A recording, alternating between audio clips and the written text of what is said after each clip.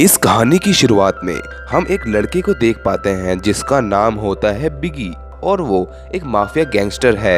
वो कुछ गुंडों को एक कैप्सूल से भरा बैग दिखा रहा होता है और चाह रहा होता है कि ये गुंडे इन कैप्सूल्स को शहरों में बेचें। इसके बाद हम रॉबिन नाम की एक लड़की को देखते हैं जिसके पास वही कैप्सूल होता है और तभी वहां पर कुछ लड़के आ जाते हैं और उस कैप्सूल को उससे छीनने लगते हैं। तभी एक लड़के की एंट्री होती है जिसका नाम होता है फ्रैंक।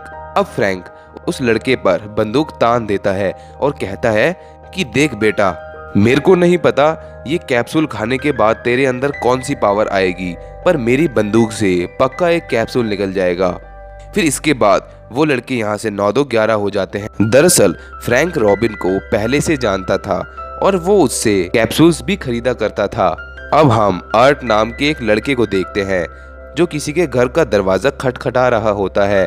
तो तभी एक लड़का दरवाजा खोलता है तो आर्ट उसे कहता है कि जाओ अपने बॉस को कहो कि मेजर आया है।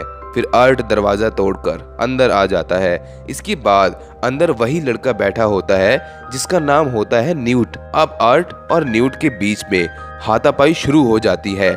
न्यूट अपनी जान बचाकर बाथरूम में छिप गया। अंदर न्यूट ने एक कैप्सूल उठाकर निगल लिया। तभी हम देखते हैं कि न्यूट एक आग के गोले में बदलने लगता है। अपनी ताकत से उसने दरवाजा तोड़कर आर्ट पर हमला कर दिया।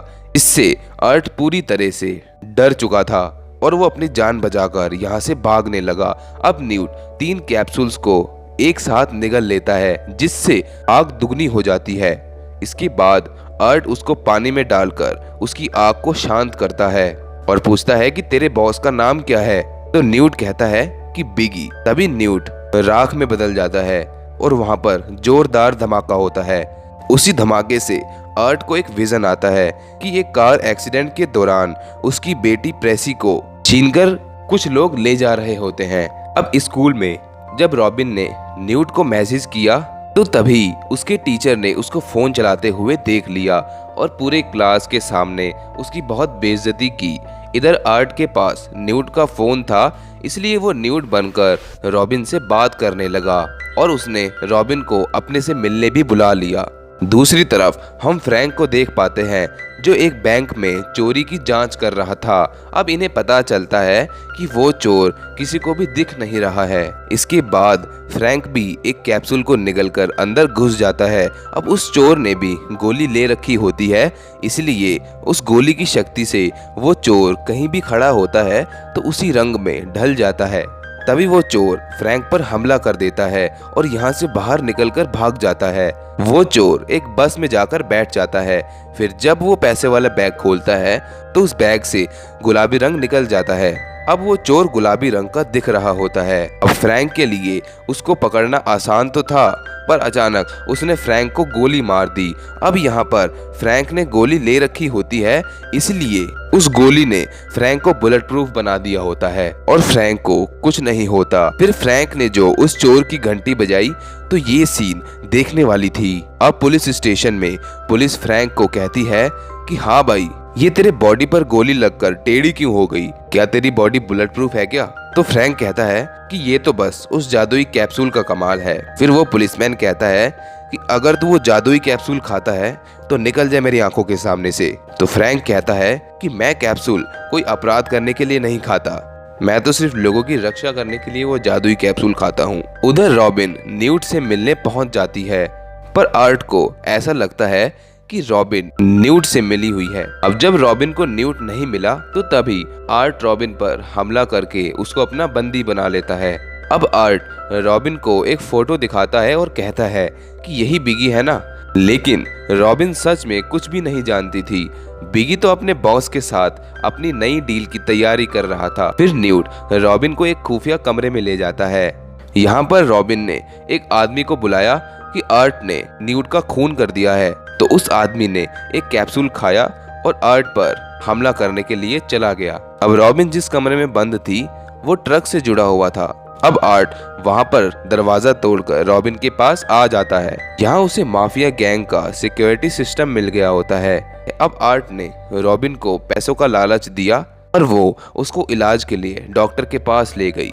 इसी तरह इनके बीच में दोस्ती हो गई होती है और फ्रैंक रॉबिन से मिलने उसके घर जाता है कि तभी उसको पता चलता है कि रॉबिन के घर पुलिस छानबीन कर रही है।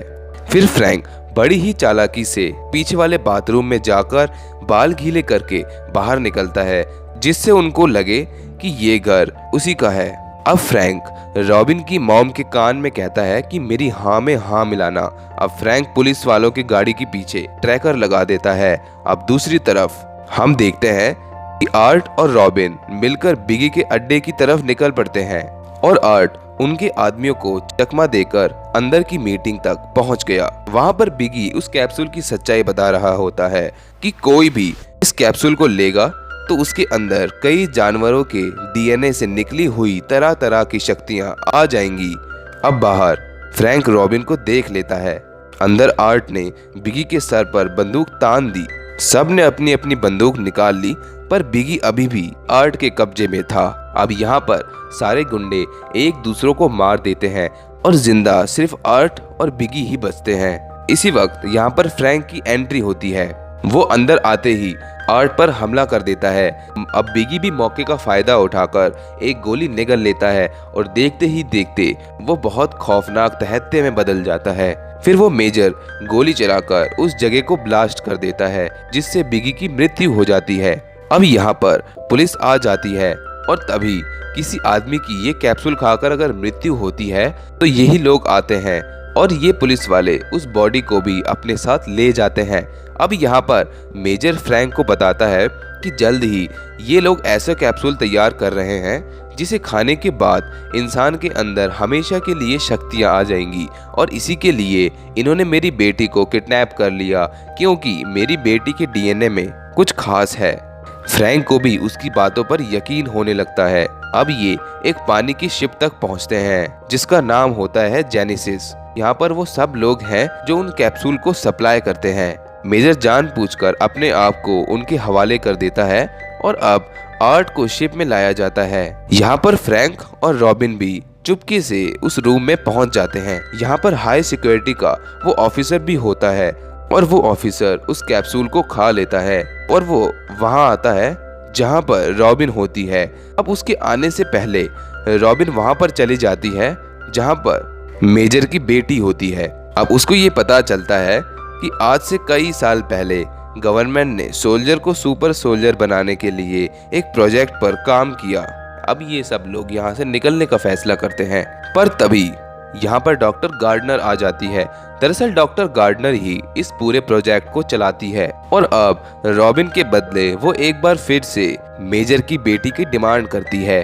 अब डॉक्टर गार्डनर के बंदे आर्ट को चारों तरफ से घेर लेते हैं। फिर टाइम पर आर्ट एक कैप्सूल खा लेता है जिससे वो और भी ज्यादा ताकतवर हो जाता है। अब उसके अंदर ऐसी शक्ति आती है जिससे उसके आगे पीछे जितने भी लोग होते हैं वो सभी के सभी पिघल जाते हैं और इसी बीच आर्ट की भी मृत्यु हो जाती है। अब यहाँ पर उसकी बेटी के अंदर अलग ही शक्ति होती है जिससे वो अपने डैड को जिंदा कर देती है। अब ये चारों के चारों यहाँ से निकल जाते हैं और जाने से पहले आर्ट अपनी बेटी को एक बैग देता है जिसके अंदर बहुत सारे पैसे होते हैं और जिससे वो अपनी मॉम का इलाज करवाएगी और साथ ही रॉबिन का जो रैपर बनने का सपना था, अब वो रैपर के तौर पर उसका कैरियर शुरू करेगी। इस मूवी में सिर्फ इतना ही। मिलते हैं नेक्स्ट वीडियो में। उम्मीद करता हूँ कि आपको ये वीडियो पसंद आई होगी।